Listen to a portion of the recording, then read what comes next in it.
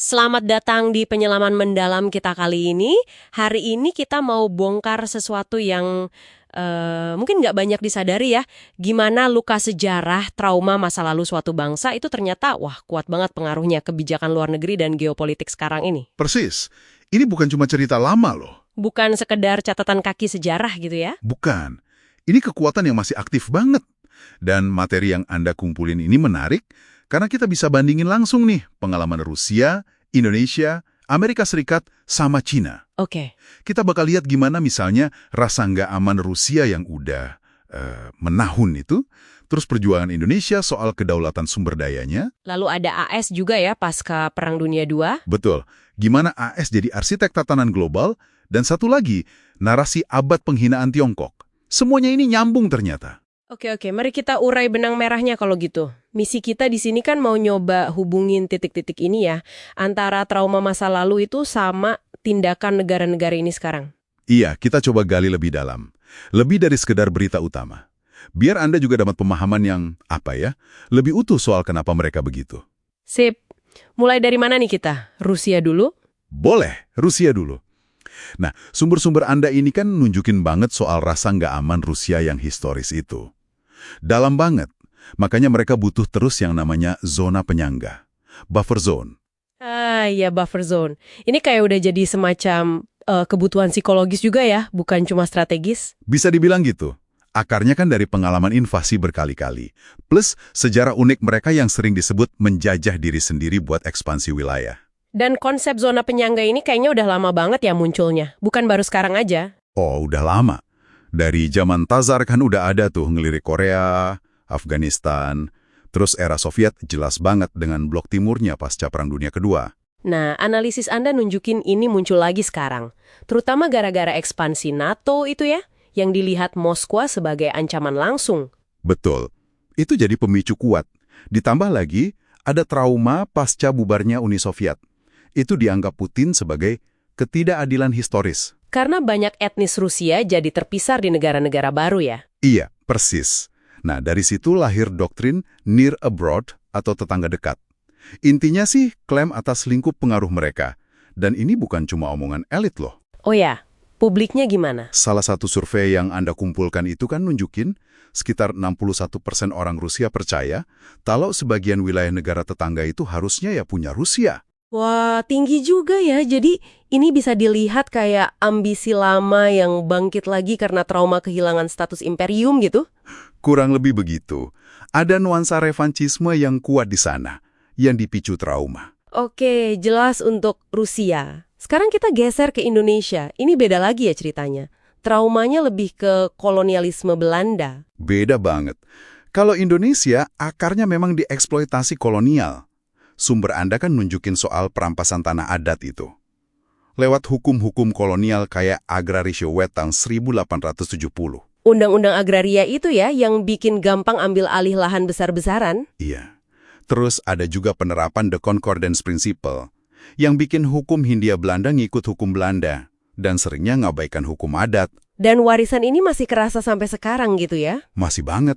Makanya, revolusi nasional dulu itu bukan cuma soal politik, tapi juga soal ngambil alih aset ekonomi dari asing. Jadi nyambung ke kebijakan nasionalisme sumber daya yang sekarang lagi gencar itu ya? Kayak divestasi Freeport, ambil alih blok migas, larangan ekspor nikel. Nah, itu dia. Bisa banget dibaca sebagai kelanjutan perjuangan itu. Upaya buat, mengoreksi ketidakadilan historis dan negasin kedaulatan ekonomi atas kekayaan alam sendiri. Respons defensif ekonomis gitu. Menarik. Oke, lanjut ke Amerika Serikat. Pasca Perang Dunia II, AS kan dominan banget ya. Dan sumber Anda bilang ini bukan kebetulan. Sama sekali bukan kebetulan. Itu grand strategy yang direncanain matang. AS keluar perang itu kan, kuat banget. Ekonominya pegang sekitar 50% manufaktur global waktu itu. Gila, setengahnya ya. Militernya juga nggak ada lawan. Betul. Terus mereka bikin institusi global kayak IMF, Bank Dunia, lewat perjanjian Bretton Woods. Yang bikin dolar AS jadi mata uang cadangan utama itu kan? Itu ngasih Washington pengaruh ekonomi global yang luar biasa. Bahkan Marshall Plan, yang kelihatannya bantuan, Itu juga alat politik ya ternyata. iya dong, buat stabilin Eropa Barat, nahan komunisme, bikin pasar buat produk AS, dan secara nggak langsung ikut mempercepat dekolonisasi juga. Kok bisa? Ya, negara Eropa yang bangkrut abis perang kan nggak kuat lagi biayain koloninya.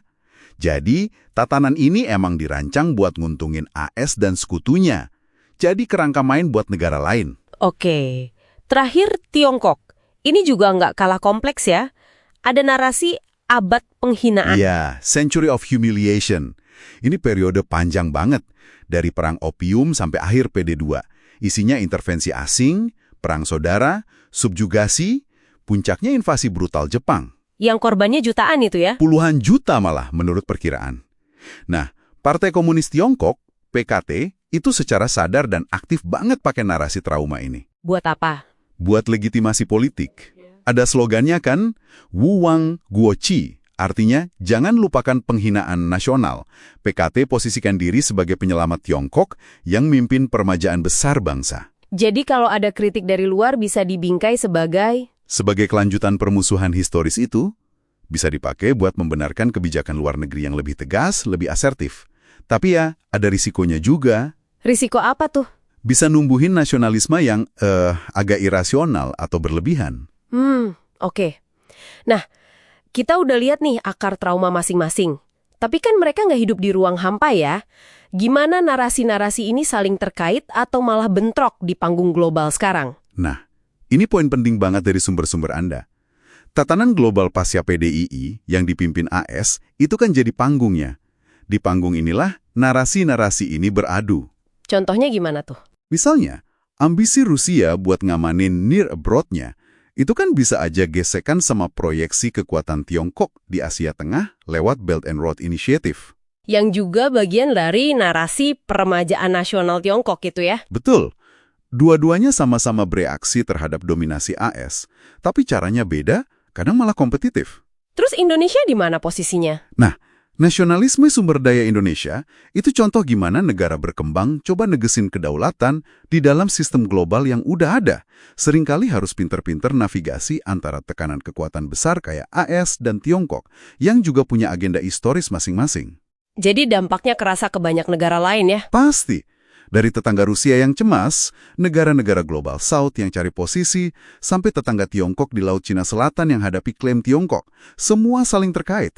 Jadi kalau kita tarik kesimpulan nih ya, jelas banget kalau narasi sejarah, apalagi yang akarnya dari trauma, itu bukan cuma cerita masa lalu. Bukan sama sekali.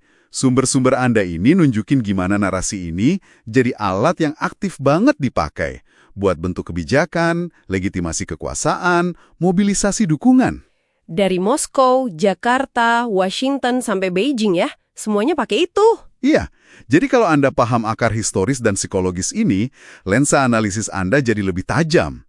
Bisa lihat lebih dalam dari sekedar geopolitik permukaan. Kenapa sih negara A begini, negara B begitu? Oke, ini mungkin ninggalin satu pertanyaan penting buat Anda renungkan lebih lanjut nih. Mengingat betapa kuatnya ya narasi sejarah ini dipakai secara politik seperti yang kita lihat tadi. Gimana caranya bedain ya? Dengan penggunaan masa lalu yang mungkin lebih sinis, yang cuma buat manipulasi opini publik dan justifikasi agenda masa kini. Sesuatu buat Anda pikirkan lebih lanjut.